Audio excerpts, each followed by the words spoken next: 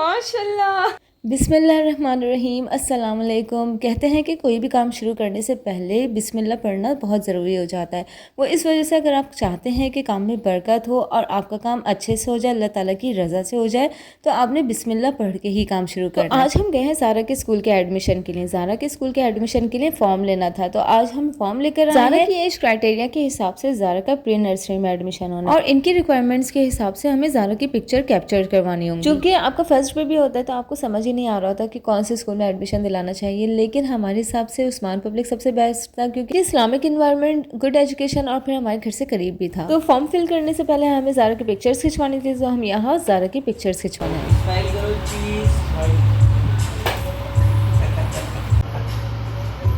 और आज मेरा होना था सबसे बड़ा काम, यानी कि मिक्स सब्ज़ी काटना, और मुझे बनाने थे असल में इसके फ्राइड राइस और फ्राइड राइस के साथ शाशलिक।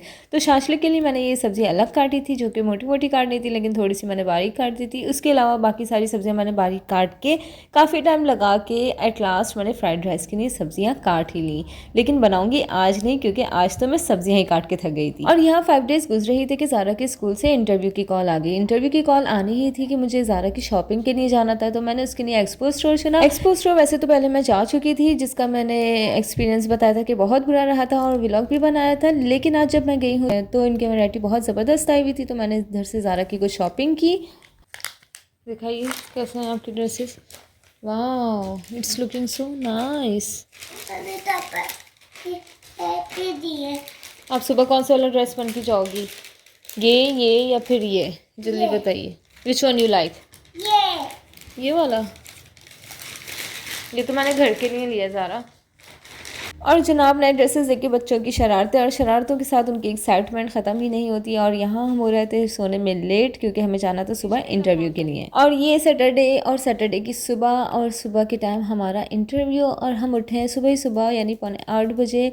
ज़ारा को चूँकि सुबह सुबह उठने की आदत नहीं है, तो मैंने सोचा पहले हम लोग उठेंगे और नाश्ता करेंगे, उसके बाद फिर मैं सबसे आखिर में ज़ारा को उठा के और तैयार करूँगी और रेडी कर दूँगी। और चूँकि ज़्यादा ठंड नहीं थी, तो मैंने ज़ारा को रात में ही बाथिंग करवा दी थी, ताकि मैं उसे कवर करके अच्छे से सुला सकूं, उसको ठंड ना लगे। और फिर उसके बाद सुबह में मुझे ज़ारा के साथ ज़्यादा काम नहीं थे, तो मैंने इसलिए ज़ारा को सबसे आखिर में उठाना था। और ज़ाहिर है बच्चों की रूटीन तो बनी नहीं होती, तो वो रात में देर से सोते हैं, तो सुबह उनको उठने में बहुत प्रॉब्लम होती है। आज ज़ारा बहुत डल फील करी थी, क्योंकि उसको मैंने नींद से उठा दिया था, तो वो बिल्कुल बात करने के मूड में नहीं थी। हेलो गाइस, बोलिए। हाँ Zara, Zara said hello guys, I am going to school for interview. अब दे दो जल्दी से। Thank you. ड्रेसेस के मामले में तो मैं बहुत ही ज़्यादा कॉन्शियस हूँ, तो मुझे समझ ही नहीं आ रहा था कि मैं ज़ारा को कौन सा ड्रेस बना के लेके जाऊँ। तो मैंने चूज़ किया ये वाला विथ ब्लू पैंट। मुझे लगा ये वाला सबसे बेस्ट लगेगा। और इसके बाद किया मैंने ज़ारा को तैयार, and here she is coming with a beautiful style. माशाल्लाह, you are looking so beautiful. कहाँ जा रही हैं आप? कहाँ जा रही हैं? टीचर के पास। वाओ, आपका इंटरव्यू आज। Best of luck. से थैंक्स। पून देंगी। अच्छा, से थैंक्स टू मम्मा। बुक देंगी आपको। अच्छा, और से थैंक्स टू मम्मा। मम्मा ने आपको best of luck. Good girl, I love you.